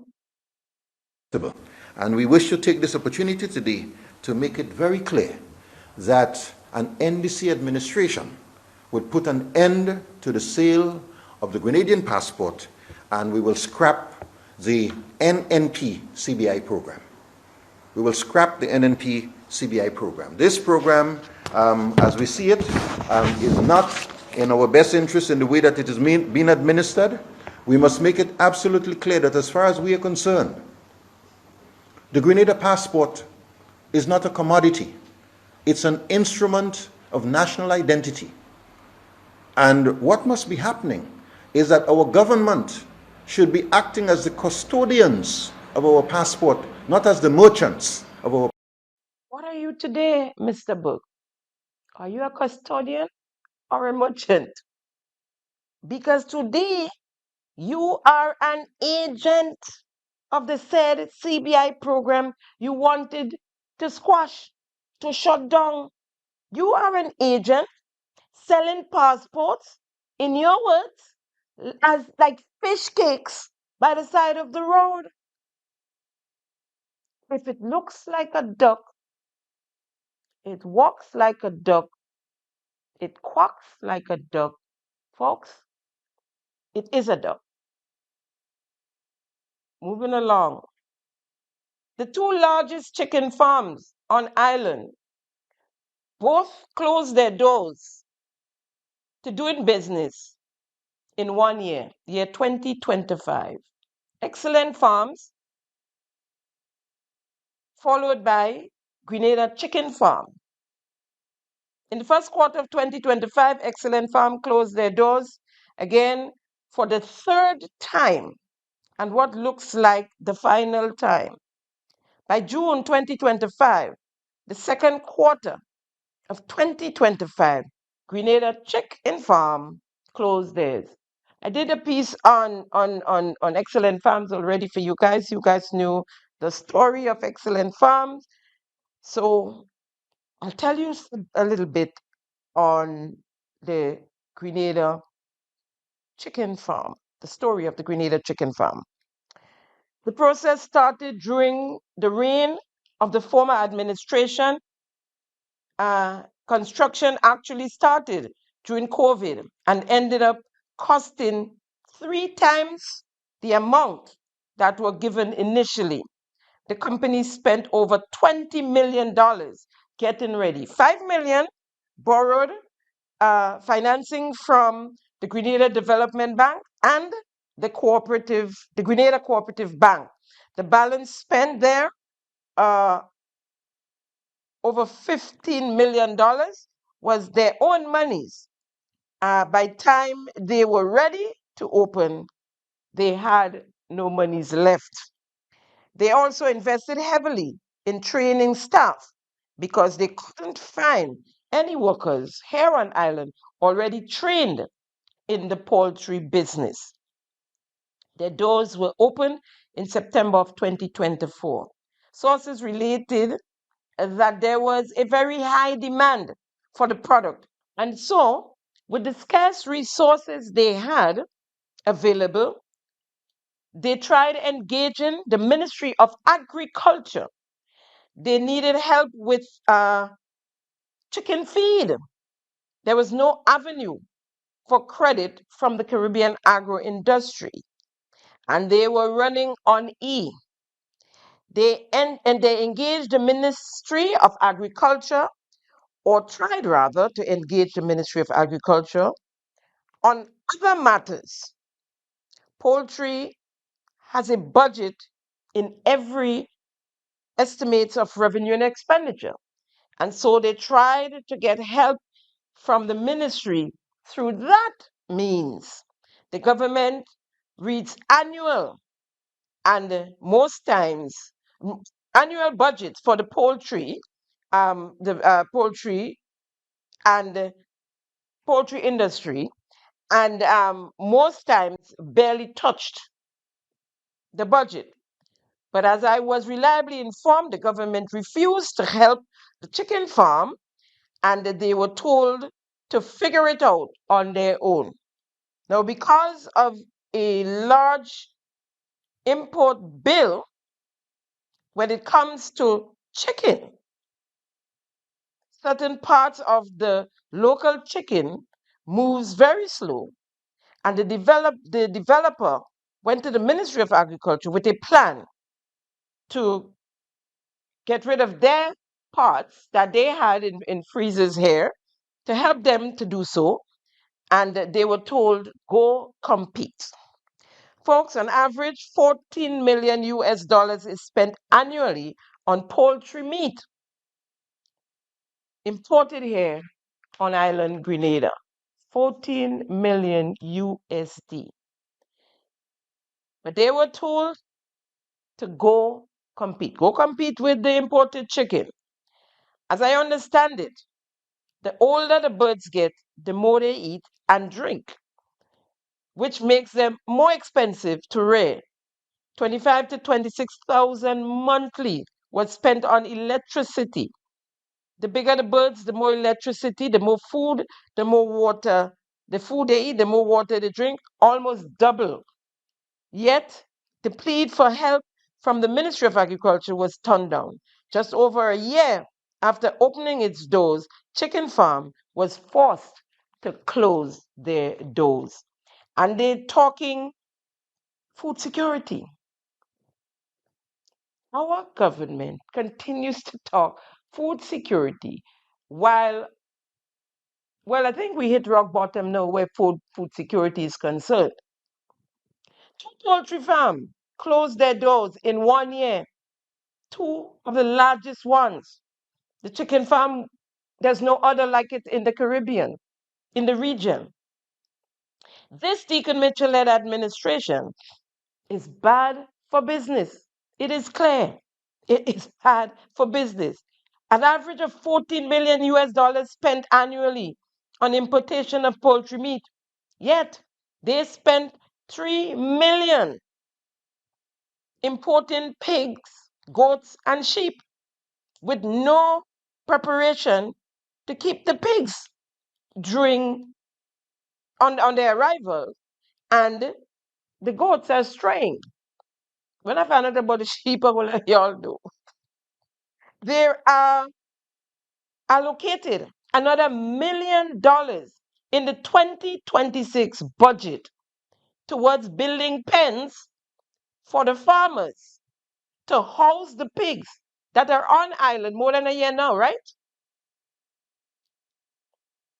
1 year after their landing on the Morris Bishop Airport, where they had a good landing, members of cabinet went down to greet them, the pigs and the goats and the sheep. And you did not realize that the farmers were not ready for these pigs. So the horse already galloping down the road. Pigs are dying and suffering diseases, skin diseases, obese, can't walk. And now is when they're going to build pens to house the pigs appropriately. And when I did my piece on these pigs and showing you guys what we spend, I think maybe like 10,000 USD for one pig. The permanent secretary, well, the local media then sought out the permanent secretary. And this is what he had to say, his explanation. The allegations surfaced after reports of animal with sores and bruises not attributed to bites and unconfirmed livestock deaths. Despite not providing a response to those particular concerns, Secretary Isaac Bhagwan, in an earlier interview, explained about the animals' health. We've had one or two losses, not anything of significance. My understanding is just about 3 or 4, and it was not so much so disease conditions or anything like that. So one, I think, got asphyxiated due to the amount of feed it would have consumed. One got into a fight, and of course, you could not, kept it and so. The department have been doing an excellent job, and we have been collaborating with St. George's University. So we've been doing what is referred to as monthly herd health to make sure that there's no ticks or fleas or mites or whatever it is that would affect these animals. We've had situations where 1 or 2 would have had some resistance to some of the medication, but we've since taken steps to, get alternative medication. These concerns come nearly a year after the government imported more than 300 hybrid animals, including pigs, as part of a national drive to bolster food security and enhance livestock production.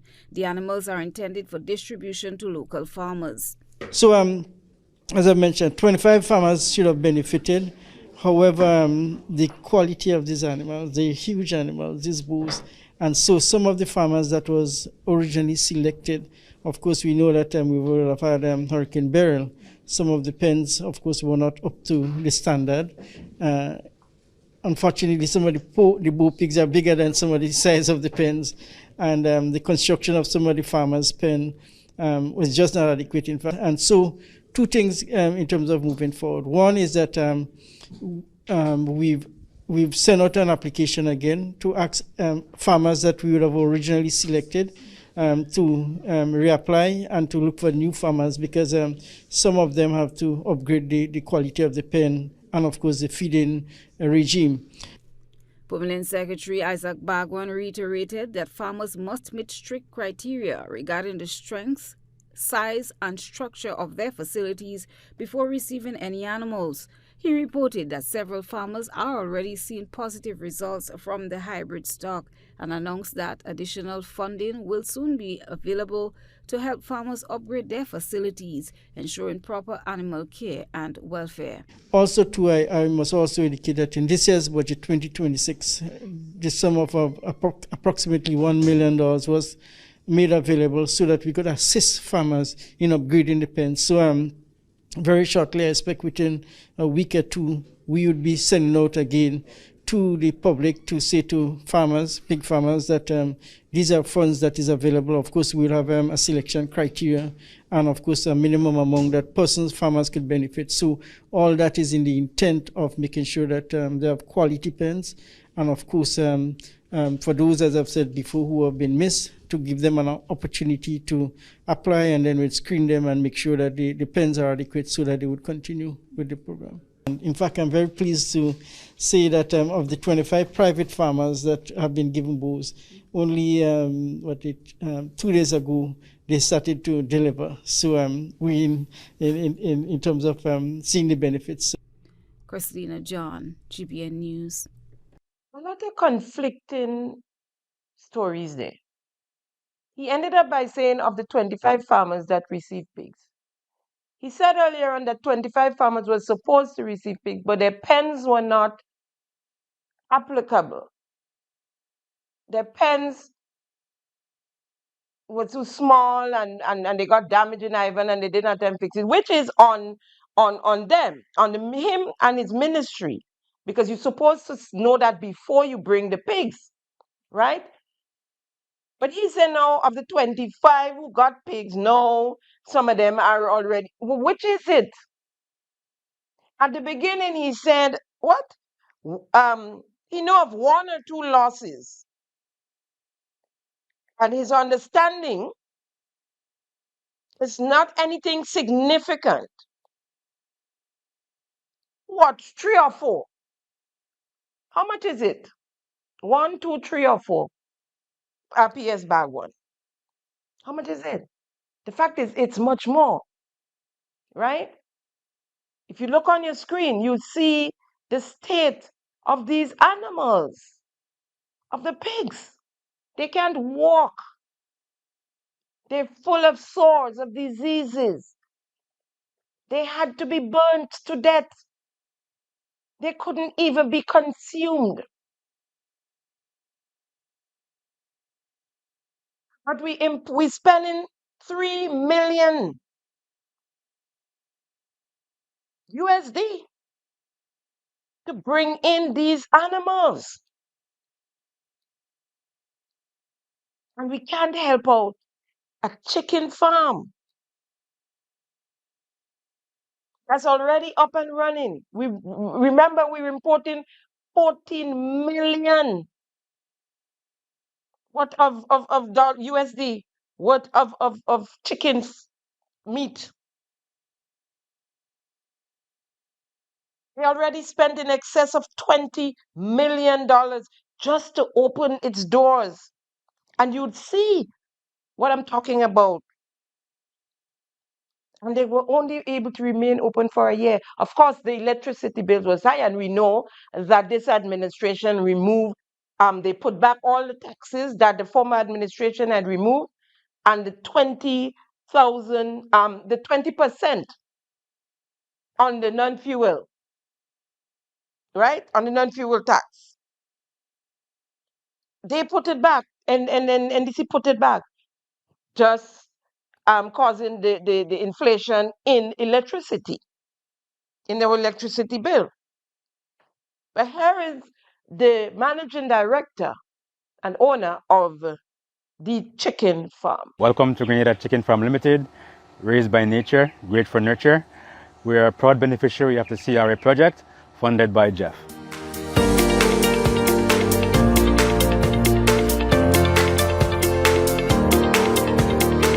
Nestled in Felix Park, St. Andrew, a poultry farm is leveraging digital technology for procedures that traditionally relied on manual labor. Grenada Chicken Farm Limited is now utilizing digital equipment and technological advancements to optimize the feeding and utility consumption during the rearing of their chicks.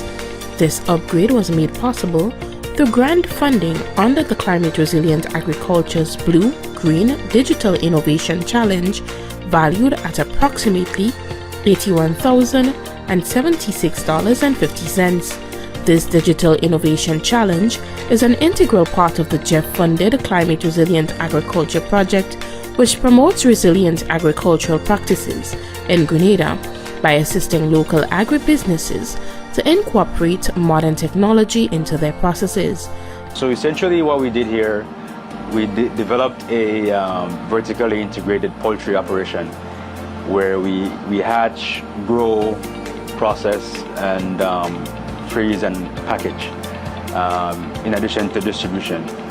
We use the grant funding from the CRM project to retrofit the houses with climate control sensors and a computer monitor to control the amount of feed, amount of water, the humidity, and the air speed and temperature inside the houses. So the houses are fully enclosed, and therefore by using the apparatuses from the CRM project, we're able to really have superior results from the growing operations by utilizing the ideal climate under which the birds will thrive. This project is empowering entrepreneurs and micro, small, and medium-sized enterprises, MSMEs like Grenada Chicken Farm, by encouraging the integration of digital solutions into their operations, thus reducing their carbon footprint while boosting production. The birds will eat as much as 6 pounds throughout their entire life cycle, and at the end of that life cycle they will have 4 or 5 pounds in terms of weight over a 35-day period. Without the CRM apparatuses, we would have had to feed the birds maybe 10 pounds, and then that would take them into 45, 50 days to get that same weight. So by doing so, we reduce the carbon footprint and the cost associated with raising each bird. So what I have with me here is the computer control. This controls the entire process. We have the fans, we have the humidity sensors, we have the feed lines, we have the water lines. So what the computer does, it regulates based on what the bird's usages is, and therefore we reduce significantly the amount of wastage. Again, this reduces the carbon footprint in addition to reducing the costs to produce each bird. Grenada Chicken Farm currently has the largest chicken growing facility on the island with a maximum capacity of 75,000 plus chicks. This technology allows the establishment to keep up with international trends while maintaining a competitive advantage. So the impact this project has had on the local poultry sector, ideally the production rate for Grenada would be about £1 million a year. Just the last year, while we're not at full capacity, we would have produced about £3 million. Now the capacity of the whole project is about £12.5 million. We're hoping to significantly reduce the importation of poultry to Grenada as a whole. So as a whole, Grenada would have imported between 15 to 20 million pounds, depending on the economic cycle. So in a down year, it's 15 million pounds, and an up year, it will be 20 million pounds. With this facility, we're hoping to significantly reduce the importation of said poultry, which will allow us to shore up our food security and create sustainable poultry protein products produced locally, which is much fresher and much more cost-effective. At this farm, the sensors track temperature, humidity, air quality, and feed intake in a real time. So essentially what you're looking at here, we have the humidity and the air pressure and the temperature sensors. This will send a signal to the computer, and then the computer will decide how many fans to turn on or whether or not the AC will come on to cool down the birds. Additionally, we have sensors within the feeding troughs, and as the bird eats, it will tell the computer, okay, push more feed to the birds because the birds are comfortable and they're growing well, so they can accommodate more feed. Similarly, we have a water line that has a pressure sensor and a meter at the back end, where as the birds drink, it maintains the pressure within the line so that there is no wastage, water falling on the ground, creating foul odor and additional waste of resources. So these are some of the things that we've implemented that has significantly not only reduced costs, but create an environment under which the birds thrive and perform well. The Blue-Green Digital Innovation Challenge is a significant step forward for Grenada's agricultural sector and demonstrates the country's commitment to fostering innovation, digital transformation, and building resilience. The incorporation of digital technology in this local poultry business has the potential to unlock new opportunities and pave the way for a sustainable and prosperous agricultural future in Grenada.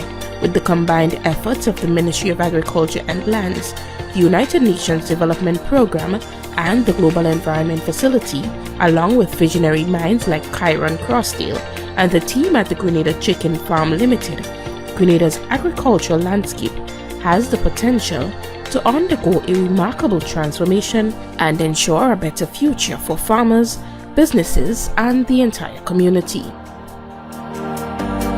But they gave Andy Williams $300,000 from our MSME program of the Grenada Development Bank. $300,000 to pay off his debts, people he was owing. That's money thrown in a hole because you're not getting back anything from it. He owed the people and he have to pay the people. And they gave him $300,000 to do that. In addition to poultry meats, they also supplied local poultry farmers with chicks.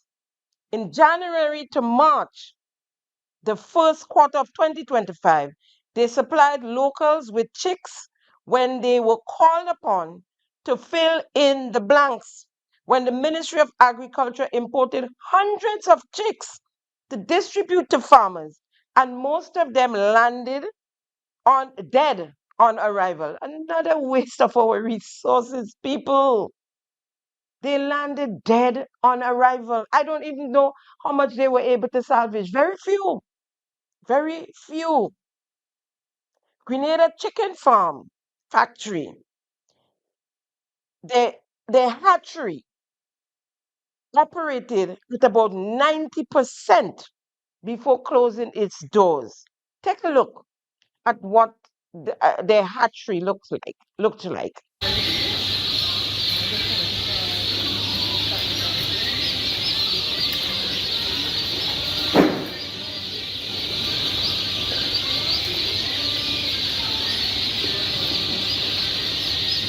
Mr. Handy, the chicken farm is in what Felix Park, St. Andrew? Urban to rural migration. What do you think about that? Where you was looking for your coconut farm? Yeah? In June of 2025, the company made an offer to the government of Grenada, offering them a 25% stake in the company for 5 years. The details in the proposal, I didn't get all of it, but just to keep the company's doors open, they were offering the government 25%. The government acknowledged receipt of the proposal, but never pursued it. No discussion was held. I firmly believe the policymaker in the Ministry of Agriculture, Minister Lennox Andrew, should be removed. Question to the minister: how much fishing trawlers, longline fishing trawlers you have in your fleet now? I hear it's growing tremendously. Hiram Crossdale and his wife, who is Grenadian, his wife, Grenadian from Woodlands. By now you would have picked up his Jamaican accent. His wife is Grenadian from Woodlands, and they moved back to Grenada in 2020 and officially opened their business in September of 2024. If you look on the screen, you see photos of their chicken, that parts and so, and how it was kept. The farm is located on the boundary of St. David and St. Andrew in the Lambert Bridge area.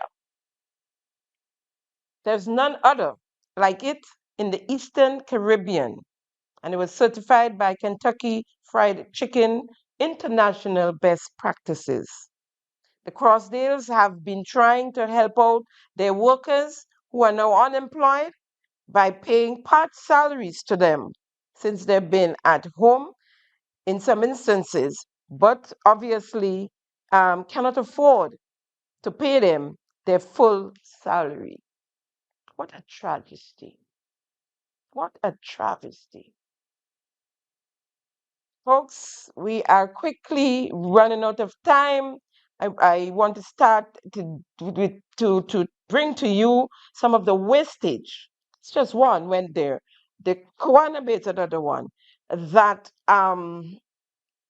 this administration has brought upon us, the people, wasting our taxpayers' money. Diamond St. Mark, youth in agriculture, they cut down nutmeg trees, cocoa trees, banana trees, other fruit trees, mango, etc., to prepare lands for youth in agriculture. It never happened, and bush grew back. Yes, look at it, John. This is the cocoa, right? This is the cocoa. What remains of the cocoa that they're destroying in Diamond, right? Look at it. Look at the old drains, right? That they're blocking up, right? Look at what I'm in the middle of. Look at what they've done, right? Look at all the tree stump, all the debris. Look at all the cocoa stump, right? bamboo, everything, they pile up. And that's why they bring the tires to burn. Right? Cocoa price is at an all-time high on the world market. The Grenada Cocoa Association just increased the price of cocoa by 100%. Right? And asking people to replant and trying to revitalize the industry. Right? Look at what they've done. Look at that nutmeg tree that remain back there. Right? All by itself. The rest of the family destroyed. Right? For youth in agriculture.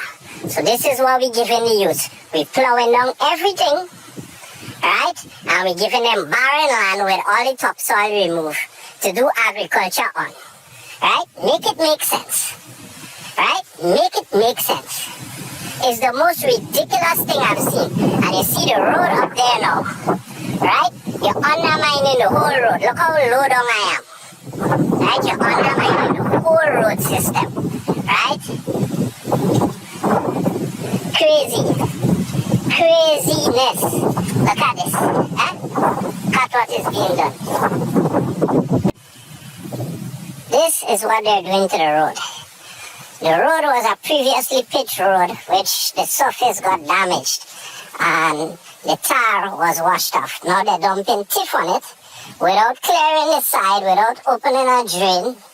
They've just put tiff on top of the existing tar and road foundation on the road. Right? Now this is the same road that basically leads to Mount Stanhope Estate that the people, the workers and the owner of Mount Stanhope Estate and the surrounding farmers had to clear themselves after Hurricane Beryl. That government did not help, but this is what government... There we have it. And to date, nothing was done with this youth in agriculture. Nice names, nice, they come up with, oh, the innovation. And that's all it is. That's all that happens. Remember, for the South, it's like a kid in a candy store when he travels. And everything he sees abroad, he wants to bring it home to Grenada. Like the palm trees he saw in Florida. Why we can't have palm trees? He come back, he plant palm trees along the lagoon. They all died. The 3 flyovers that are sitting in storage somewhere on island is something he saw when he traveled and thought he going to bring 3 flyovers for the Great South, right? They're sitting in storage somewhere on island since 2023, waiting for the Prime Minister and Minister for Infrastructure, Deacon Mitchell, to give the green light. Take a look. The Ministry of Infrastructure, investing over $300,000, has procured 3 Bailey-type pedestrian flyovers from the United Kingdom for construction in the southern region of the island. Strategically positioned, one near CK's Super Value, another midway along the Morris Bishop Highway, and the third close to the intersection leading to Cali's Government School. These flyovers addresses safety concerns due to the high traffic volume and facilitates pedestrian movement across busy roads. According to Kevin Blash, Chief Technical Officer at the Ministry of Infrastructure, the raw materials for erecting the crossings arrived on the island just over a month ago. We would have procured 3 Bailey-type pedestrian flyovers from the UK. We are currently finalizing the designs for the foundations and then to subsequently construct the piers that would hold the bridges when they are erected. The Ministry of Infrastructure is currently on the way in terms of constructing a few pedestrian flyovers in the Grand Anse area. It is our intention to have 3 erected in particular, one close to the CK's supermarket or minimart, one around the middle of the Morris Bishop Highway, and another close to Calisa Government School. Where you put in the foundation, the base? Let's take CKs for example. Where you put in the base to hold up the flyovers and where you putting it? You guys just spending money because it's not yours. And when you're in spending your pocket in, you'll leave us dry. Huh? You're just spending money foolishly. Flyovers my foot. Where you putting it? And the problem is not pedestrians really. We have a lot of vehicles on the road now. So even if the pedestrian walk over, the traffic jam is the same. You think so pedestrian causing the traffic jam? What we want, if you're doing flyovers, it have to be flyovers for vehicles, not pedestrian, right?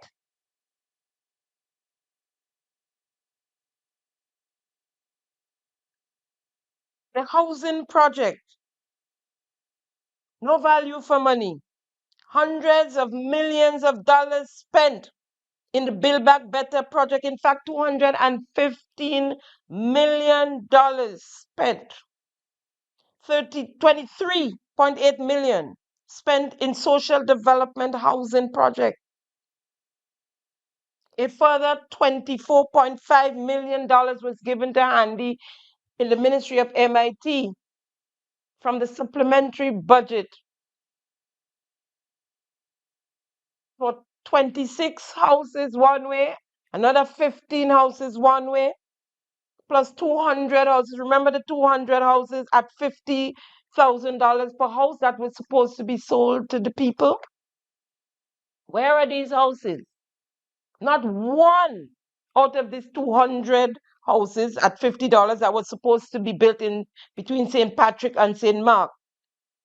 The 25, the 26, and the 15 was supposed to be in St. Patrick. Where are these houses? That's $24.5 million. And in the 2026 budget, or 2025 budget, he had overspent.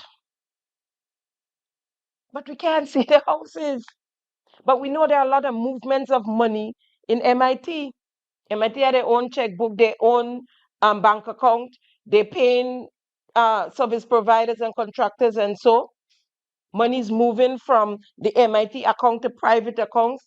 The Minister of Finance says it is illegal. The only ministry that's supposed to be issuing checks or dealing with finances for the government period is supposed to be the Ministry of Finance. But yet for all, that ministry was not investigated. Cash given out with $500 tip.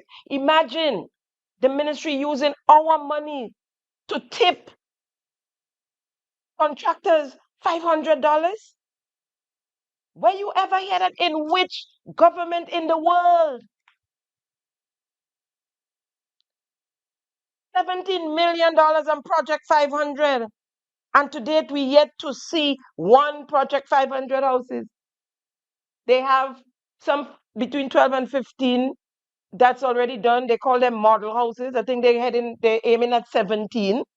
So if you spend 17 million, and let's say you have 17 model houses, then $1 million per house. So how much do people going to pay for these houses now? I don't think we dotish, you know. Them think we dotish. Where are the houses to show for all these hundreds of millions of dollars? What we have in most cases is botched jobs. Houses delivered without doors, windows, bathroom and toilets. No running water, no electricity. Asking senior citizens to go to Nawasa and turn on, for them to turn on water for you. You have to pay $800 plus in some cases. The same with electricity. And we say we love our people. We're build back better houses for our community development officers, our housing officers. Andel Brothers built one for one of their brothers who up to now, it's sitting there nice and pretty. More than a year now. It's not occupied. And we have people, we have mothers, right? St. Patrick. There's a young lady living in shambles. If you look on your screen, you'd see that. Living in shambles with her kids, single mother, that needs a home. And that one lockup is for the brother. Panels not meeting, boards you see in and out of the house through the boards.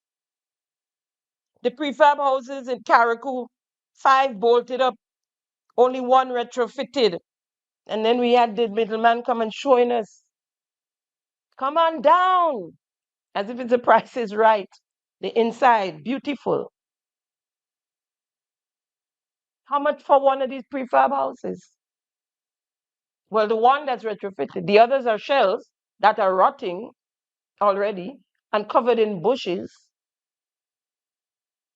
Where are the others, the hundreds of them that were brought, that the government and people of Grenada paid for, that are in a container somewhere, rotting? Why not give it out to the poor people? At least it's a shelter from the elements. Yeah? Why not give it out? Besides, the 5 that were put up, bolted up, were bolted up in Dumfries, in the dump in Carriacou and Petit Martinique.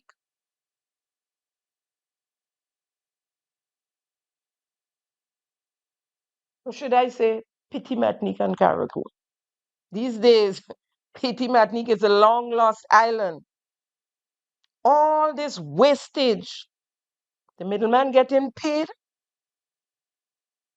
but we can't pay our low income workers. So folks, to be continued. Wastage to be continued, because you wouldn't believe some of the wastage that took place so far on our island, of our monies. And so there's no wonder why we're operating in a deficit. So as I close, in closing, to the Governor General Dame Cecile Lagrenade and the Prime Minister Deacon Mitchell, we the people is calling on for a commission of inquiry, forensic auditing into the National Lottery Authority and its board of directors. Why was Mr. William Batiste asked to resign? We call for the dismissal of the managing director as well, Ms. Cindy Henry, and the board of directors while the inquiry takes place. We call for an inquiry into gravel and concrete. It's a rat race taking place there. Vike, Pecamel, everyone doing their own thing. Worker building apartment buildings. Concrete leaving gravel and concrete for house purposes, for road purposes, yard purposes, without being paid for. Under the directions of the Minister of MIT. We want an account of the people's money. The board of directors of the Grenada Development Bank. This bank is the People's Bank, not the NDC Bank. This bank is barely holding its head above water as we speak. We need an inquiry there. The National Organizing Committee and the government of Grenada, we the people, is yet to receive an audited report on the $22.5 million spent as promised. There were talks of a missing $500,000 from that funds. The people need a forensic auditing of that program, of that body, the National Organizing Committee, and the $22.5 million allocated to them. The Ministry of Mobilization, Implementation, and Transformation, Minister Andy Williams, and his officers, some of his officers, Ms. Dawn Horsford, Ms. Besessa, and the permanent secretary, Ms. Nicole Clark. The movement of monies in that ministry, widespread corruption. We know, well, I mentioned it earlier on. The monies in the safe, they've been using cash to pay construction workers. Ms. Dawn walking the construction work, the contractors up to the bank to change check on their names, taking back the cash and bringing it back down to the Ministry of MIT. The paying of $500 tip to contractors, all illegal. Andy Williams, separately, we need to investigate him on the Cliff Road project bribery, $115,000, $100 in cash, and $15 towards the restoration of his pickup truck, a white Isuzu pickup truck T4254, in exchange for the Cliff Road project contract. The Ministry of Cargo and Petit Martinique Affairs and the Minister Tevin Andrews for corruption and fraud. The minister said before election he had only $2 in his account, and today he said he's set for life, saying that to his ministry. He's set for life, don't worry about it. There are allegations of the purchasing of property in one of the most expensive areas in Carriacou, Craigstown. Allegations of owning and part owning of cargo schooners from that do the route, I should say, between Trinidad and Carriacou or Grenada. The owner of a speedboat, owner of trucks and excavators. Are we going to just let that fly by, or are we going to call a commission of inquiry? Minister Karine James and the constituency office in Guave and the many missing monies from that constituency office. The allegations of the purchasing of $1 million property in Moran, St. John's, bought under her sister's name. It is alleged. Are we going to investigate? Is there an inquiry? The Minister of Fisheries, Minister Lennox Andrew, and the accusations of him now owning a fleet of fishing trawlers, longline fishing trawlers. Question to the minister.